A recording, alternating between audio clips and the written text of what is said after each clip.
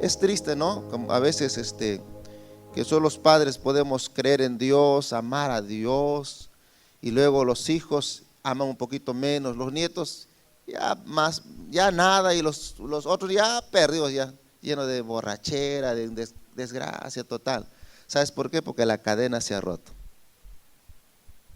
La cadena se ha roto. Es la cadena de la continuidad de llevar esa palabra hacia adelante. Así que la Biblia habla de las cadenas que implican una continuidad para lograr algo bueno. Ahora, vamos a ver en la palabra que Cristo nuestro Señor fue, digamos, el que inició y dio inicio a una gran cadena maravillosa. Cristo dio inicio a una cadena extraordinaria, digamos la cadena más grande de la historia para que pueda continuar. Vamos a ver Marcos 3. Marcos 3. Marcos 3. ¿Están bien esta mañana? Espero que estén bien, ¿ya? El día sábado hemos tenido un seminario de evangelismo muy bonito. Muchos de ustedes parece que no han estado. Pero Marcos 3, 13. Marcos capítulo 3, versículo 13 al 19. Es un texto que lo hemos leído varias veces, pero aquí encontramos justamente una cadena que Jesús empieza, la gran cadena de la historia, que afecta la historia totalmente, esa cadena. Dice así: después subió al monte y llamó así a los que él quiso, y vinieron a él. Y estableció a 12 para que estuvieran con él y para enviarlos a predicar, y que tuviesen autoridad para sanar enfermedades y para echar, ¿qué cosa? Fuera demonios. Y ahí luego dice a quienes llamó: a Simón, a quien puso por sobrenombre Pedro, a Jacobo, hijo de Zebedeo, a Juan, hermano de Jacobo, a quien apellidó Boanerges, es hijos del trueno, o sea, ¿cuáles eran ellos? A Andrés, Felipe, Bartolomé, Mateo, Tomás el incrédulo, ¿no es cierto? Jacobo, hijo de Alfeo, Tadeo, Simón el cananista y Judas Iscariote, el que le entregó, y vinieron a casa. ¿Qué es lo que vemos allí? Que Cristo justamente decidió llamar y escoger un grupo de personas que serían sus discípulos. Y de esa forma Jesús estaba dando inicio a una gran cadena en la historia.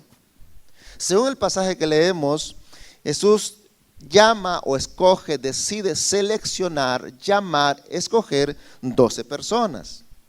Dijimos la vez pasada que cuando Dios llama, llama a las personas, le da la oportunidad que decidan, pero cuando Él llama a discípulos para el servicio, Él simplemente los llama, ¿no? Dios no hace ofertas para que alguien le crea o le siga a Él, ¿no? La religión hace ofertas. La religión te dice: ven a mi iglesia y entonces tendrás esto y esto. Dios no hace esa oferta. Dios dice: ¿te arrepientes o no? Y dice: si te arrepientes, vas al cielo. Si no, te vas al infierno. Es así nomás, simple, no hay ofertas ahí. Porque es el llamado de Dios, ¿no? Y en este caso le llama a Dios a 12 personas, les llama para que sean discípulos, y menciona el pasaje que son de caracteres diferentes, ¿no? De trabajo diferentes, son cobradores de impuestos, otros son con actitud media rebelde, porque cuando dice hijos del trueno le habían puesto ese apodo, hijos del trueno, porque eran violentos, eran gente judías, pero querían arreglar las cosas a golpes, ¿no? Querían lograr la liberación de su pueblo a tipo terrucos. Esa era la actitud de estos muchachos, ¿no? Y Tomás, un hombre que decía: no, yo soy pragmático, yo tengo que ver para creer, tocar para creer. Ese grupo de personas Jesús los llamó. Y obviamente si Él los llama es porque Él sabe lo que hace y qué va a hacer con ellos. Ahora, este llamado implica 3 propósitos. Dice: los llamó para que estuvieran con Él. ¿Para qué los llamó? Para que estuvieran con Él. Y eso significa comunión personal. Comunión personal o devocional personal. Lo primero que Dios quiere de las personas no es que sean alguien que haga algo solo por Dios, sino básicamente que disfruten de la compañía con Él. O sea, lo que más le interesa a Dios es que el ser humano, nosotros, podamos disfrutar de ese tiempo de compañía, de comunión con Él, de su gracia, de su amor, de su cariño, de su fortaleza. Eso es lo que Dios quiere. Y eso significa devocional personal. Se da cuando nosotros podemos leer la palabra, podemos hablarle, podemos orar. Y ese orar no significa la oración solamente religiosa, sino es la oración que cuando usted está en su casa y dice: Dios, no sé qué me pasa ahora, me siento así.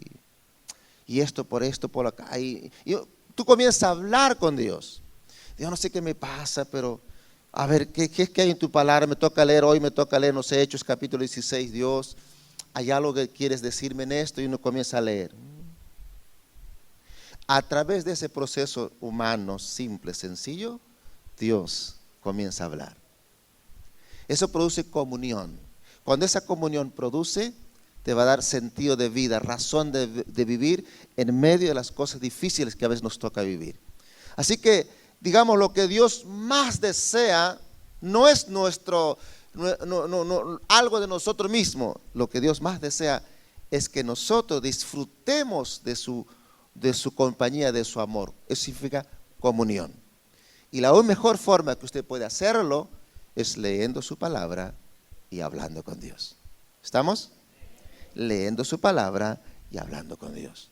Y hablar con Dios no implica usar palabras muy grandazas o muy sofisticadas. Es tu propio lenguaje. Muy bien, la primera razón es eso. La segunda razón por la cual los llamó, dice, es para enviarlos, ¿a qué? A pasear. ¿Ah? Para enviarlos a dormir. No dice, ¿para enviarlos a qué? A predicar. Es decir, que Jesús llamó a un grupo de personas para que primero estuvieran con Él, disfrutaran, conocieran de Él, disfrutaran de su comunión, y luego de ese entrenamiento, de esa capacitación, de esa gracia, enviarlos a predicar. El propósito era enviarlos a predicar, es decir, hablar acerca de la verdad del Evangelio. Y la tercera razón dice que los llamó ¿para qué? Para que tengan ¿qué? Autoridad. ¿Para que tengan qué? Autoridad. Si ustedes se dan cuenta, hay tres razones por las cuales Jesús llamó a los discípulos. Uno, para que disfruten una buena comunión con Él, la pasen bien. Segundo, para que sean los enviados a predicar acerca de Él, o sea, de Jesús, de la verdad. Y en tercer lugar, para que tengan autoridad. Y en griego autoridad es eusousia, esa es la palabra griega en autoridad, que significa potestad, capacidad, valor o la potestad de dirigir u ordenar, ¿no? Jesús dice, les he llamado a ustedes para delegarles mi autoridad. Recuerden que Jesús, Dios, tiene autoridad sobre toda la creación, sobre todo mal, y Él ordena y todo está bajo su sujeción de Él, porque es la autoridad máxima. Y Jesús dice, yo les he llamado a ustedes para delegarles mi autoridad. Y esa autoridad dice acá, para sanar enfermedades y para echar fuera demonios. Sanar enfermedades, la palabra enfermedades en griego es terapeu, y eso significa mostrar ayuda. La palabra griega enfermedades terapeu, que de donde viene la palabra terapia, que significa ayudar, significa restaurar completamente los males de alguien. Eso significa enfermedad, no significa la enfermedad simplemente la que nosotros tenemos. La palabra misma significa restaurar completamente los males del ser humano, que puede ser también como servir a una persona. Mira, Jesús dice, yo les he dado autoridad, capacidad, potestad para ayudar a los males de las personas. para ayudar a que las personas sean restaurados completamente de aquello que atormenta, que afecta a su vida, no solamente física, emocional, espiritual. La gente está enferma físicamente, sí, yo también estoy medio enfermo, me duele por acá ahorita. Pero eso es parte de la vida, pero la enfermedad más terrible es la enfermedad emocional, de odio, de resentimiento, de amargura, de sin esperanza. Esa es la enfermedad más terrible, ¿no? Que le carcome, destruye, que me hace vida desordenada a mí. Y me duele acá, voy, tomo una pastilla, se pasó, pues ya. Pero la sanidad del alma, del espíritu, no hay pastilla que lo sane. No hay medicamento que le pueda dar. Solo Cristo puede dar sanidad. Solo Cristo.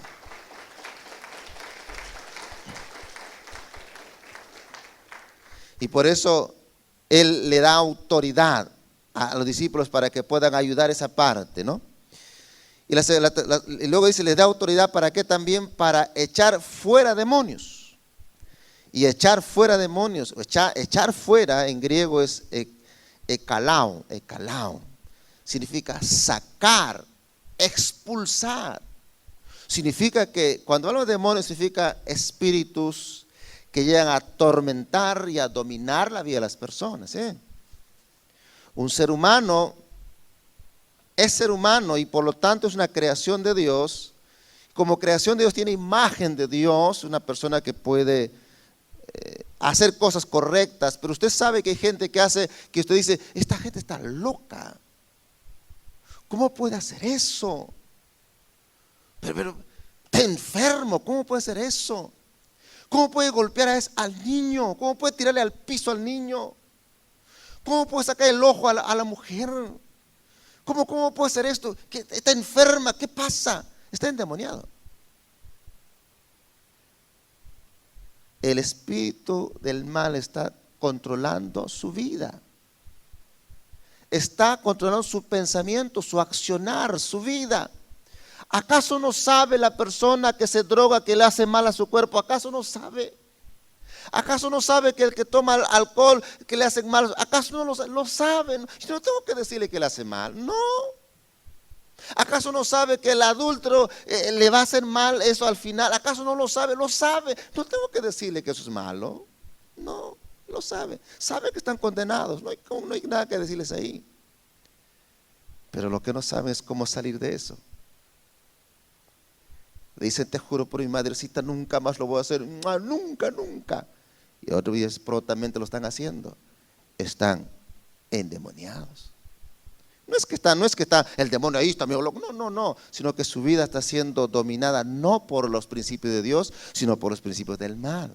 Porque si no fuera así, él dice, un momento, yo acá tengo dominio de mi vida. No, yo sé que eso no es correcto, yo decido no hacerlo. Y tranquilo estaría. Eso significa la coherencia que solo Cristo puede dar. Por eso cuando Jesús dice, para echar fuera demonios, significa la autoridad, la capacidad de poder ayudar a las personas a que puedan caminar en verdadera libertad. Y eso solo es posible en Jesucristo nuestro Señor. El único que pueda dar libertad en toda área de nuestras vidas. ¿Sabes por qué? Porque Dios quiere que tú y yo disfrutemos la vida en esta tierra. Eso es lo que Él quiere.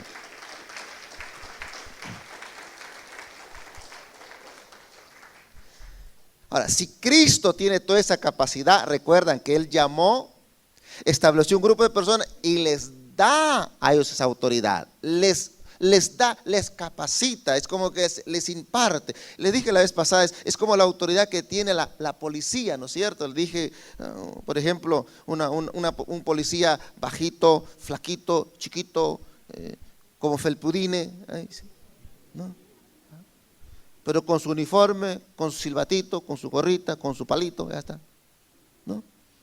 Y usted un hombre grandazo, fortachón, con un camión de trailer de 30 llantas, y usted va embalado, ¿no? Y ese policía se para a media pista, te dice, ¿y usted qué hace? ¿Qué se cree usted? ¡Pah! ¿Lo arrolla? No. Va usted en el carro recordándole a la madre del policía, todo está adentro, pero igual va a pararse o no. ¿Sabe? ¿Por qué? A ver si yo me paro en la pista, ¿me respetarán? Me pasa con todo. ¿Pero por qué se para? Porque tiene autoridad. Ese pequeño, enano y flaco tiene autoridad. Fuerza no tiene, pero sí tiene autoridad. ¿Por qué? Porque el uniforme le respalda la autoridad del Estado, de la nación.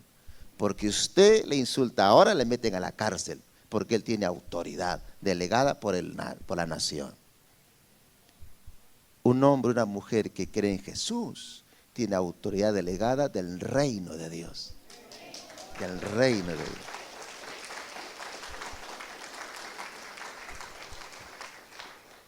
La autoridad delegada del reino de Dios. Cuando alguien va a ir contra alguien que es hijo de Dios, no está yendo contra esa persona, sino contra el reino de Dios. Eso es terrible. Pero es la autoridad que Jesús dio a la iglesia. Ahora, ¿por qué es que envía a predicar Jesús? ¿Por qué llama para enviar a predicar? Creo que es por la condición en la cual se encuentran las personas sin Dios. Se encuentran sin esperanza, y Dios no quiere que nadie perezca. Quiero que ustedes sepan que el corazón de Dios es que ninguna persona de los 2 o 3 billones de gente que existen en el mundo, chinos, morados, colorados, amarillos, todo negrito, blanco, Él no quiere que ninguno se pierda, que todos sean salvos. Es el corazón de Dios. Ninguno. Por eso es que se envía a predicar, porque la única forma que la persona no se pierda es que conozca la verdad en Cristo Jesús. Y ya el apóstol Pedro va a decir que Jesús no está demorando su venida, ¿no? Ustedes, a muchos de acá seguridad escucharon de su papá, de su abuelito, de su tatarabuelo, y diciendo, Cristo viene, el mundo se acaba. ¿No se lo han escuchado, no? Y usted dice, mentira, cuento de viejos nomás, ya pasó nada, todo sigue igual, no pasa nada, ¿sí o no? Y pasó 2000 años y todavía no viene Jesús. ¿Vendrá Jesús? ¿Sabe qué? Pedro, el apóstol, dice que muchos tienen por tardanza la venida de Jesús, pero no es verdad que está tardando, sino que Él no quiere que nadie perezca, sino que todos procedan al arrepentimiento. Si hace 20 años nomás o 30 años atrás hubiese venido Jesús, tal vez muchos de ustedes no hubiesen todavía conocido a Jesús, y si ya hubiese venido, hoy estaría en el infierno. Pero Él no vino hasta ahora, y todavía no viene porque hay muchas familias, muchas personas que todavía no han escuchado el Evangelio de Jesús. Pero Cristo dijo que cuando el Evangelio se predique a toda persona, en todo ser humano lo haya escuchado, entonces vendrá el fin del mundo. Para que nadie tenga excusa de que no supo la verdad. Cristo viene pronto. Aleluya.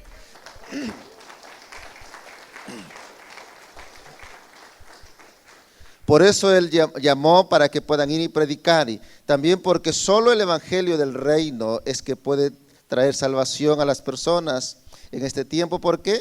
Porque Cristo, que en el idioma original es Yeshua de Nazaret, ¿no? Jesús de Nazaret, Él es el único, digamos, profeta, maestro, pastor, líder que murió y resucitó al tercer día.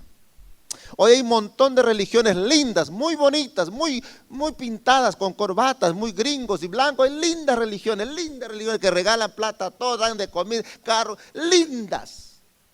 Pero si quieres hablar por religión, la única religión que tiene un fundador que murió y resucitó es el cristianismo, que se llama Jesucristo. Listo, no hay más. Cristo. El famoso Buda murió y se quedó bien muerto por comer arroz con chancho. Se quedó muerto. Sí, así murió. Lee la historia, comió y se murió. Ahí está, bien muerto. Busque usted cualquier religión que parece linda. ¿Quién es su fundador? Murieron, también enterrados. Atahualpa se murió, ahí está bien muerto. Seguirá muerto. Pero Cristo resucitó al tercer día y está vivo y vendrá por segunda vez. De Él hablamos, a Él servimos. No seguimos la religión, sino a un personaje llamado Yeshua de Nazaret, Cristo el Señor, Dios eterno.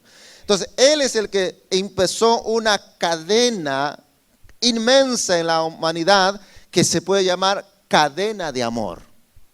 Lo empezó llamando a 12 personas y le leí lo que dice, ¿no es cierto? Para que estén primero con Él y luego para enviarles.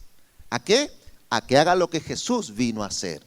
Ahí empieza la cadena de amor que implica alcanzar, salvar a la humanidad del incendio del infierno.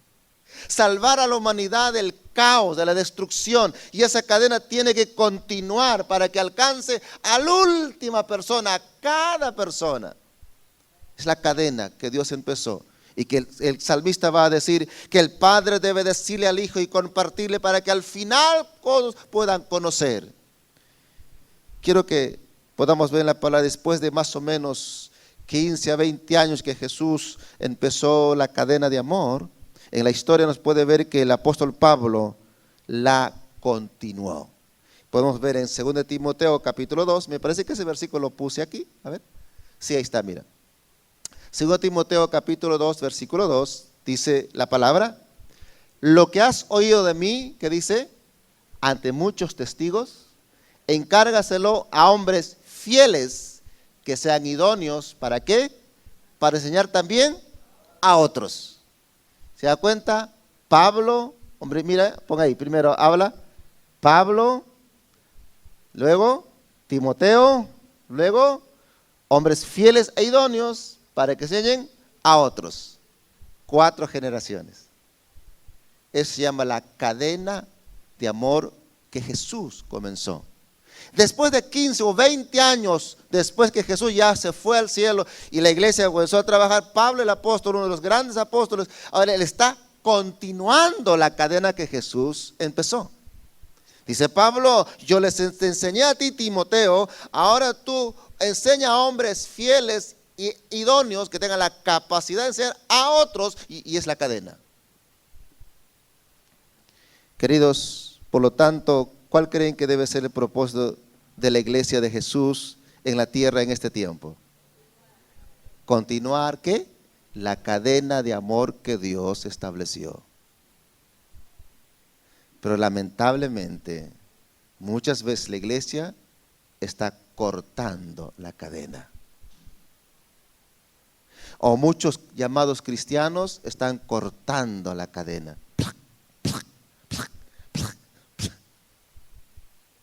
Jesús, el salmista dice que hay que continuarlo. Jesús dio inicio a la gran cadena. El apóstol y la iglesia la continuó. Y el desafío hoy de la iglesia es que pueda continuar esa cadena de amor. ¿Por qué? Porque la única forma que se alcance a la persona más lejana, más distante, para que todas las personas puedan ser favorecidos justamente por el evangelio de Cristo, nuestro Señor. Por eso esta mañana queremos compartir acerca de la continuidad de esta cadena. ¿Qué significa eso? Primero, continuar con la cadena de amor implica continuar con el discipulado personal.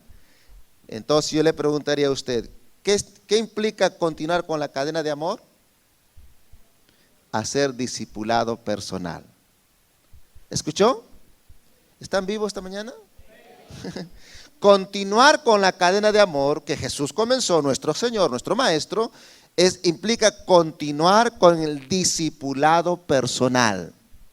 Discipulado personal. Y ya ustedes saben, Mateo 28, 18 al 20, es el pasaje que lo conocemos. Jesús dijo: toda potestad me ha sido dada en el cielo, por tanto, id, ¿y qué? Hacer discípulos, ¿no es cierto? Bautizando en nombre del Padre, del Hijo, del Espíritu Santo, y enseñándoles que guarden todas las cosas que yo les he dado, y yo estaré con ustedes todos los días hasta el fin del mundo. Es decir, que continuar con la cadena de Jesús significa hacer discipulado personal. Y el discipulado personal tiene que ver con ayudar a que otras personas lleguen a ser discípulos de Jesús, que se conviertan en seguidores de Cristo, aprendices de Cristo, alguien que se multiplique en ayudar a otros. Eso significa discipulado personal. O sea, la iglesia no está en la tierra solo para sentarse cada domingo en el templo y luego volver a casa y seguir con sus quehaceres. Otra vez al templo, golpeo mi pecho por mi culpa, maldita culpa. Ya dame los santos óleos, bendíceme.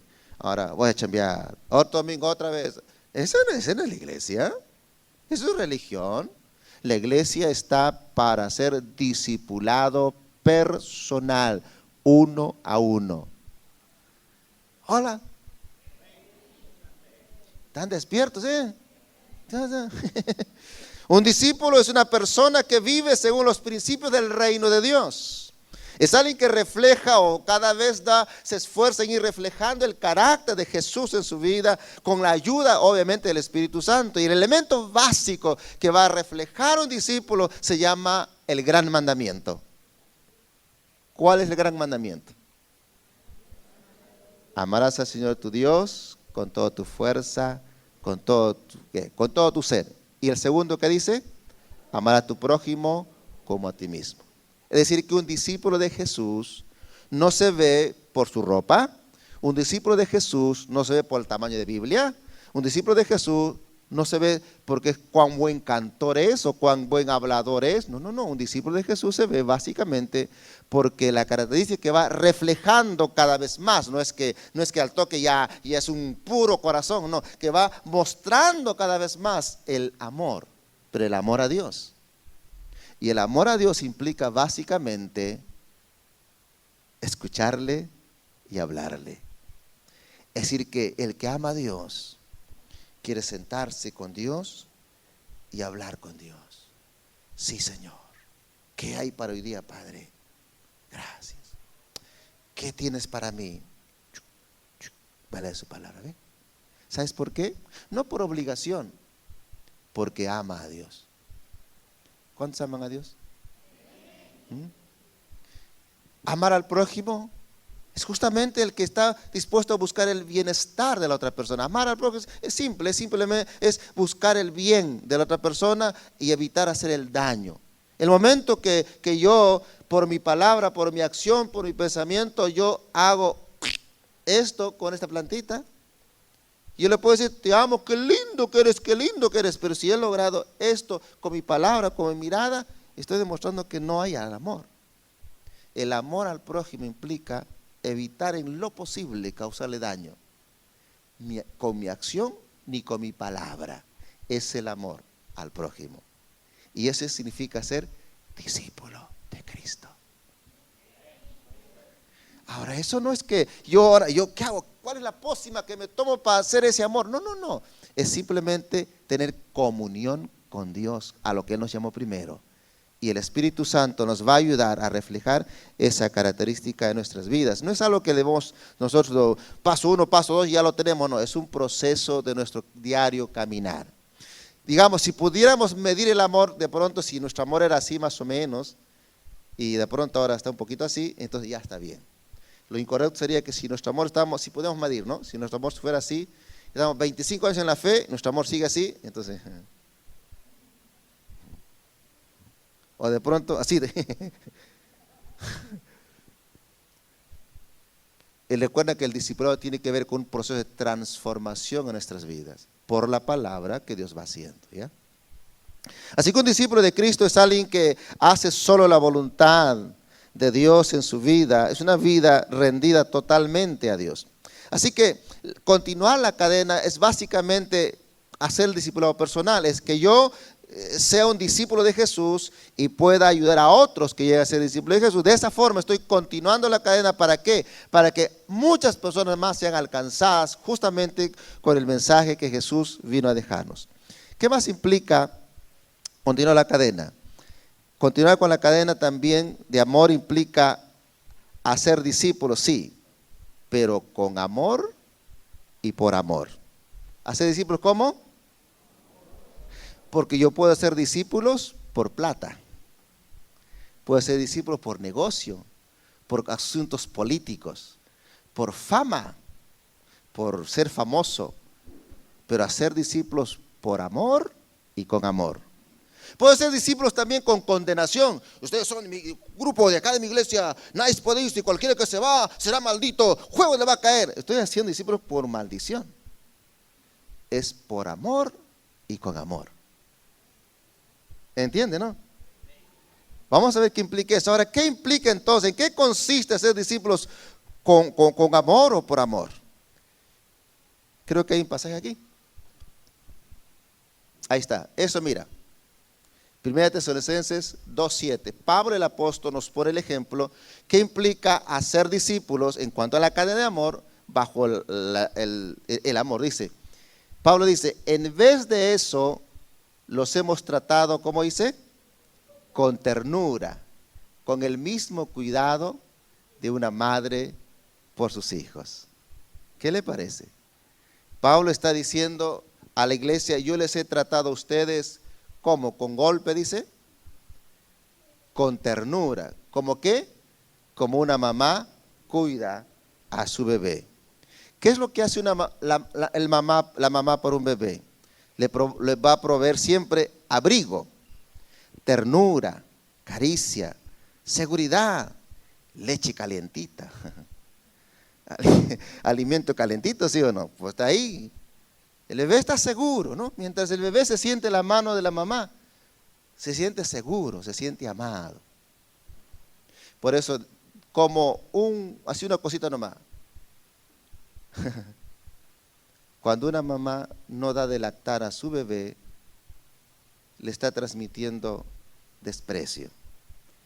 Es por eso inadecuado, incorrecto, inhumano que una mamá deje de dar el pecho a su bebé por cualquier razón. A no ser que sea salud, que es diferente, pero cualquier razón egoísta. Porque eso, el pecho al bebé transmite seguridad, bendición. Le está diciendo a ese bebé, hijo, eres bienvenido, eres amado, eres aceptado, eres importante, tan importante que he dejado mi trabajo para cuidarte.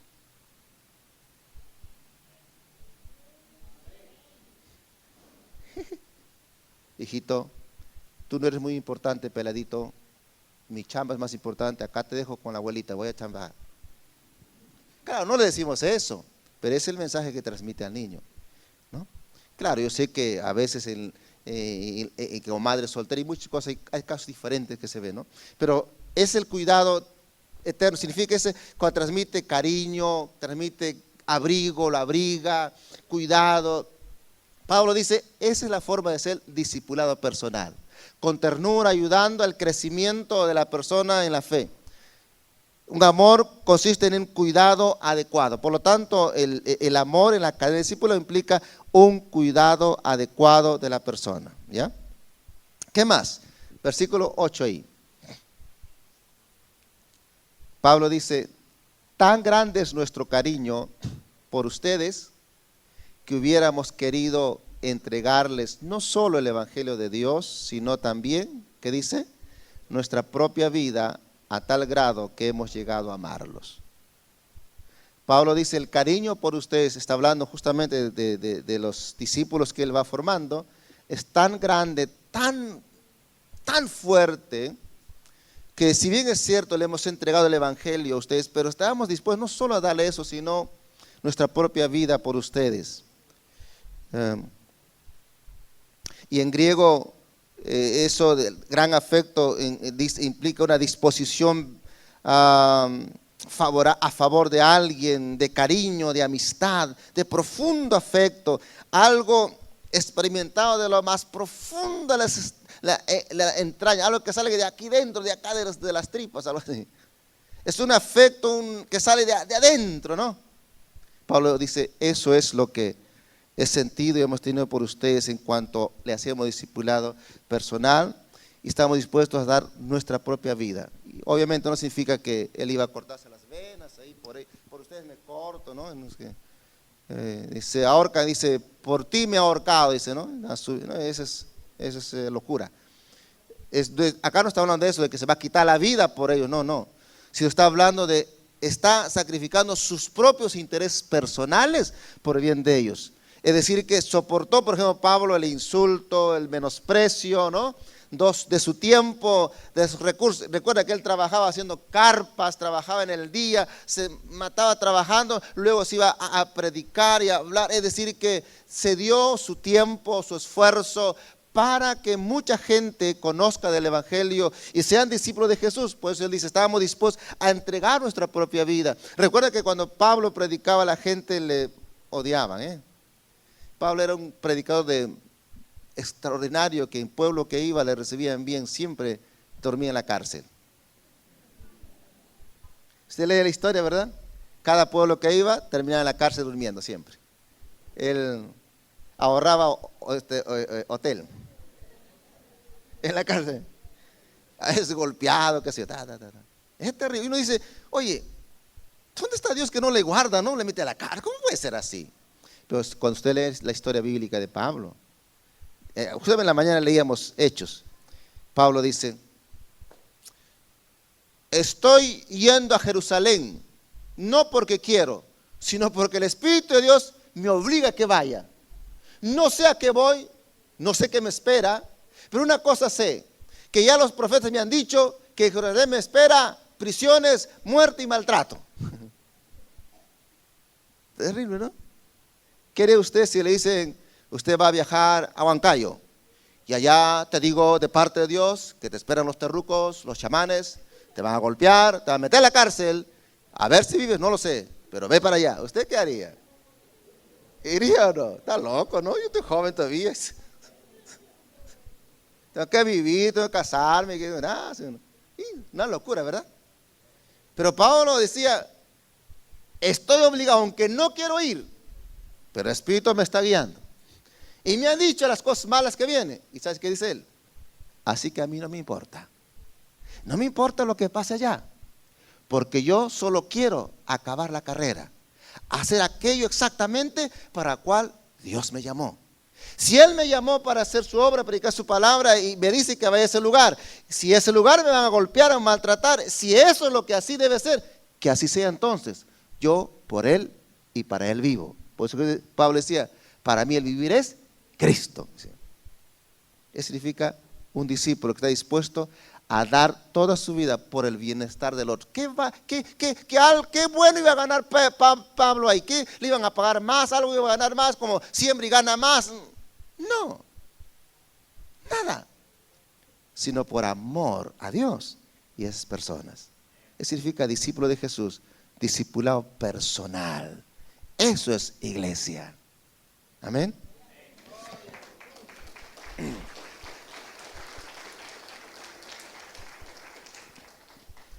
¿Sabes por qué Pablo dijo eso? Porque había muchos predicadores ese tiempo que decía Pablo que iban a predicar buscando el dinero de la gente, buscando fama. Y dice Pablo, yo no hago eso. En ese tiempo hay mucha gente que predica por dinero. Siembra acá, hace cadena por acá, sacaron dinero a la gente. Y están predicando por dinero y no por el amor a Dios. No siendo discipulados por amor a Dios. O otros por fama, por ser famosos, por parecer por acá. Quieren que aparezca su cara en toda la televisión, en todos los pancartas. ¿Qué me importa la cara de ese hombre? Cristo es el Señor, no los hombres. Muchos predican por eso. Y Pablo dice, mira, vamos a leer ahí, mira, que le está en 1 Tesalonicenses 2, versículos 5 y 6, antes de lo que hemos leído en la pared.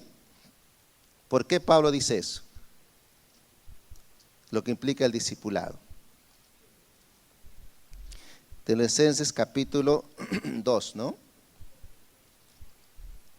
Dice así el 5. Mira qué dice acá, 5. Como saben, nunca hemos recorrido a las adulaciones ni a las excusas para obtener dinero. Dios es testigo. Tampoco hemos buscado honores de nadie, de ustedes ni de otros. 7 dice, aunque como apóstoles de Cristo hubiéramos podido ser exigentes con ustedes, los tratamos con delicadeza, como una madre amamanta a su pequeño niño. Pablo dice, yo hice con cuidado.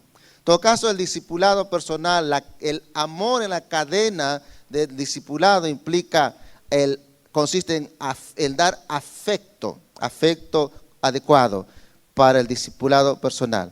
El discipulado personal tiene que ir con el amor que implica afecto, cuidado, ternura. Así que el propósito es siempre buscar el bien del nuevo discípulo, que pueda conocer a Jesús, que pueda desarrollarse, que pueda tener un crecimiento espiritual. ¿Cómo es que Pablo podía hacer todo esto? ¿Cómo él podía entregarse? ¿Cómo él podía estar dispuesto a todo ello? Creo que por lo menos por 4 razones. Él sabía, Pablo sabía que él era amado por Dios, pero amado por Dios de forma incondicional. Creo que Pablo sabía que él había sido favorecido por Dios, por su gracia y por su misericordia.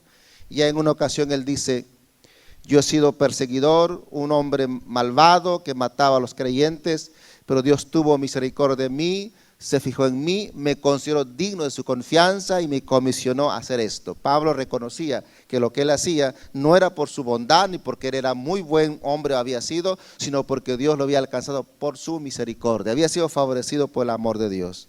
Pablo entendía que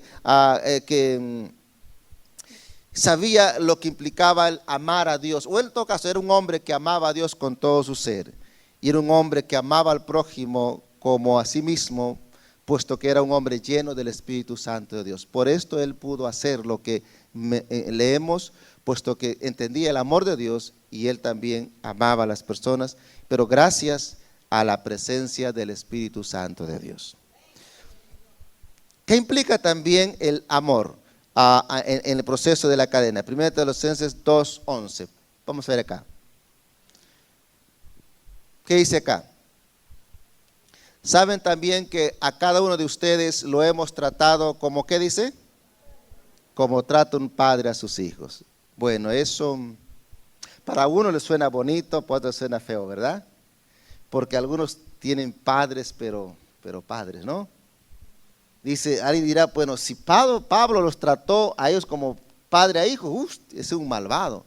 Porque de pronto, depende cómo fue su padre, ¿no? Porque hay padres malvados, ¿sí o no?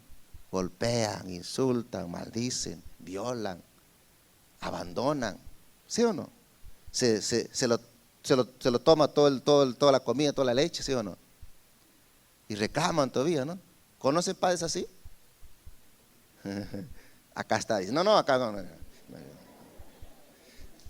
Pero hay así, ¿no? Sí.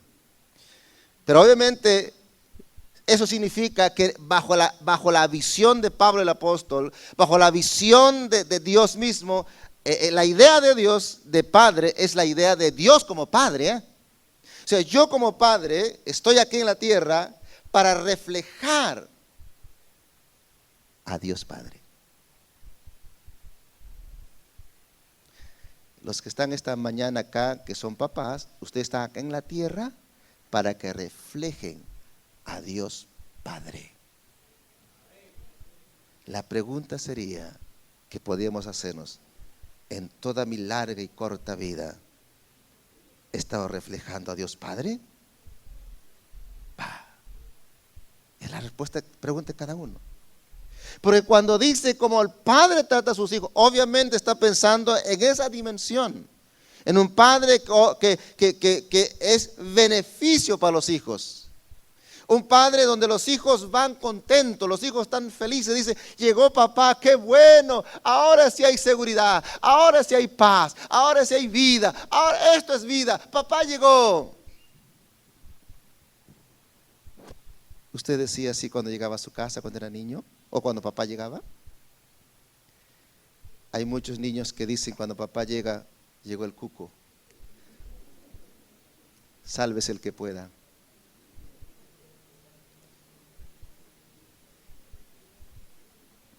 Y algunos muchachos dicen, me voy al colegio, papá, tengo tareas que hacer, y no tiene, simplemente no quiere llegar a casa. ¿Por qué no es seguro? Porque no hay un papá como debe ser papá, ¿no? ¿Y cuántos otros niños que físicamente están? ¿Sabe qué? Todo niño y todo ser humano, todos nosotros hemos necesitado y necesitamos un padre. Todos nosotros lo hemos necesitado y necesitamos un padre. Los que son jovencitos necesitan un papá en casa. Los que somos adultos lo hemos necesitado. Y si el papá no llenó esa área, seguimos vacíos. Seguimos vacíos. Y ese vacío que tenemos nos impide vivir en la vida, porque el padre dado por Dios como papá es el encargado de transmitir la bendición de Dios y la identidad nuestra hacia el futuro. ¿Sabes por qué hay muchos adultos que nos comportamos como niños y como temerosos, sin como que alguien que no quiere despegar al futuro? Porque no hubo un padre que le ayudó a despegar en su identidad como hombre. ¿Sabes por qué hay hombrecitos que quieren ser mujercitas? Porque no hubo un padre que le dio identidad y le dijo: tú eres varón, te bendigo, estoy alegre contigo, estoy gozoso contigo, te bendigo, hijo, hay grandes cosas para ti. No hubo bendición. Y entonces hay desorden en su concepción hacia el futuro. Cuando nos dicen que la orientación de género salen de nacimiento, eso no es verdad. Falta la bendición del padre. ¿Sabes por qué hay tanto falta de padre? Porque el enemigo sabe que si eso afecta, destruye la generación. ¿Sabe que el diablo tiene que preocuparse en los adultos? Los adultos ya están marcados para perderse. Él se preocupa en los niños. Porque si ponen en el niño esa semilla digamos, de incompetencia, de inseguridad, no sé si soy hombre o mujer, no sé si soy animal o ser humano, y eso está ahí, entonces al futuro eso va a marcar su destino. Por eso es importante la bendición de papá. ¿Sabe, querido? Si eso no está en su corazón, el Dios Padre puede ayudarle. Usted puede pedirle a Dios, o si es papá, decirle: Padre, perdóname, no he sido un papá correcto, ayúdame a hacerlo. Y si tu papá no te dio bendición, dile: Padre, yo quiero tu bendición, quiero que me des identidad como ser humano en esta tierra. Es importante. Entonces acá está hablando del cuidado de un padre a sus propios hijos, como un padre cuida a sus hijos. Obviamente está hablando de alguien que tiene cuidado, que le da seguridad, que le ayuda en su crecimiento, desarrollo integral, físico, emocional, social, espiritual. Alguien que le va a dar identidad, que le va a preparar hacia el futuro. De eso está hablando. Es un padre que produce una integridad, crecimiento integral. Hoy que hablamos Día del Padre, es fundamental eso, el crecimiento integral. Pero el discipulado personal implica eso, ¿no? Se da cuenta que el discipulado no es algo que yo doy clases y le ordeno, y si no hace lo maldigo, no. Si es una cercanía como de padre a hijo. Padres espirituales con hijos espirituales. Acá debemos estar sentados todos y cada uno debía saber el nombre de su hijo espiritual o su hija espiritual, pero no abandonado. Porque hay padres que engendran y abandonan hijos, ¿sí o no? Le predica de Jesús, ya sálvate si tú puedes, ya. Hijos abandonados sin padre. Cuidado como de padre a hijo. El discípulo es la cadena. Jesucristo llamó a 12, ¿cuántos años estuvo con ellos? 3 años, 3 años. 3 años Jesús murió, resucitó y tenía que irse rápido nomás al cielo, regresar. Se quedó 40 días. ¿Por qué? Por ese grupo pequeño. Porque lo estaba trabajando como de padre a hijo. Se dio cuenta Jesús cuando resucitó que sus discípulos de 3 años de enseñanza todavía tenían miedo, estaban dudando, no creían, estaban temerosos. Dijo: no está bien, si lo dejo así van a destruirse, no van a lograr nada. No, me quedo. Se quedó 40 días. Y según Hechos les habló acerca del reino de Dios, del reino de Dios, de su resurrección y del Espíritu Santo. Después de 40 días Jesús se fue. Ese poco grupo que quedó fue firme a continuar la cadena. Pasó 2000 años y sigue lo que ellos comenzaron. Discipulado personal.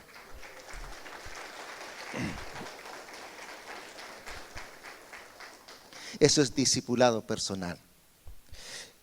2:12, pasa el otro versículo allí. Dice: los hemos animado, consolado y exhortado a llevar una vida digna de Dios, que los llame a su reino y a su gloria. El amor implica en todo caso el trato de un padre con sus hijos. El amor consiste también en la consolación y en la exhortación. Hay muchas veces que cuando Pablo dice les hemos animado, consolado, es que esa iglesia estaba pasando momentos difíciles como familia y como ciudad, y Pablo los consolaba, los animaba. O sea, el discipulado es básicamente eso también. Y eso también es la función de un padre. ¿Qué debe hacer con sus hijos? Animarlos, consolarlos. No siempre es el capataz, No siempre ser cara dura. Tiene que saber animar, consolar, abrazar, identificarse con el muchacho y exhortar. Exhortar significa animarlo, enseñarlo, ordenarle, o sea, guiarle al camino correcto que debe seguir. Significa exhortar. Esa es la acción de un padre. Y esa es la acción que implica también el discipulado personal. La consolación, la exhortación, lo que significa rogarles, invitarles de buena forma a que puedan seguir conforme a los caminos del Señor. Como dice ahí, ¿no? Y exhortando a llevar una vida digna de Dios que los llama a su reino y a su gloria. Si hablamos como padres terrenales, yo tendría que animar, consolar y exhortar o guiar, rogar y hablar adecuadamente a mis hijas a que aprendan a vivir una vida que agrada a Dios. Es mi responsabilidad de padre a hijo. Es mi responsabilidad de padre espiritual, como padre espiritual a un nuevo discípulo. Y es la tarea de cada uno de nosotros como iglesia de Jesús. Por lo tanto, en los pasajes que vemos la muestra del discipulado personal como un cuidado adecuado de mamá con ternura, que le da ternura, protección, y de un padre que le da seguridad. El Señor desea en todo caso que cada uno de nosotros continuemos esta cadena y no la rompamos. Esa cadena de amor. Cada uno de nosotros, cuando se compromete a mirar a una persona, elegir una persona, atender a una persona, cuidar a una persona, formar a una persona, estamos continuando con la cadena hacia las próximas generaciones que Jesús empezó. Discipular es no cortar con la cadena. Oremos entonces para que Dios en este año levante para nuevos creyentes, personas que puedan ayudar a discipular. Cristo nos dice a nosotros esta mañana, no corten la cadena. Pablo el apóstol nos dice, no corten la cadena. Si las personas, vecinos, amigos, supieran lo bueno del evangelio que hay para ellos y que nosotros lo tenemos, seguramente nos dirán, por favor, no cortes la cadena. ¿Qué va a hacer usted? ¿Va a continuar la cadena o va a cortarla? Había una vez una señora que les conté, ¿no? Que le dijo, un hermano se dedicó a predicar el evangelio a su vecina, a hablarle de Jesús, y la vecina estaba contenta, agradecida. Y el creyente que dijo, wow, oye, ¿por qué no te prediqué antes? Si era así tan lindo, ¿por qué no te prediqué? Y la señora dijo, yo te digo por qué. Yo te digo por qué no me predicaste, le dijo. ¿Sabes por qué? Porque toda tu vida estuviste en tu iglesia, le dijo. Toda tu vida estabas en tu iglesia. Nunca te diste cuenta que aquí estaba yo, un alma sedienta. Muchas veces toda la vida estamos en una iglesia y nos damos cuenta que hay una alma sedienta de la palabra de Dios. ¿Cuántos quieren continuar con la cadena? Continuar con la cadena de amor.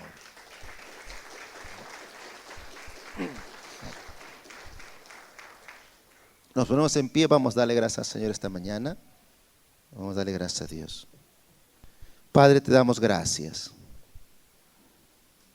Gracias por permitirnos esta mañana y saber que hay muchas familias y personas que de pronto están pereciendo en su condición humana por no conocer la verdad del evangelio. Y primero te damos gracias también porque nos has permitido a nosotros conocerte, conocer esa verdad, pero a veces nos sentimos de pronto responsables, Señor, esta mañana, porque sí, pues, tal vez sin querer, sin darnos cuenta, por ignorancia, por muchas razones, en vez de continuar la cadena, tal vez estamos impidiéndola o hasta capaz quebrándola.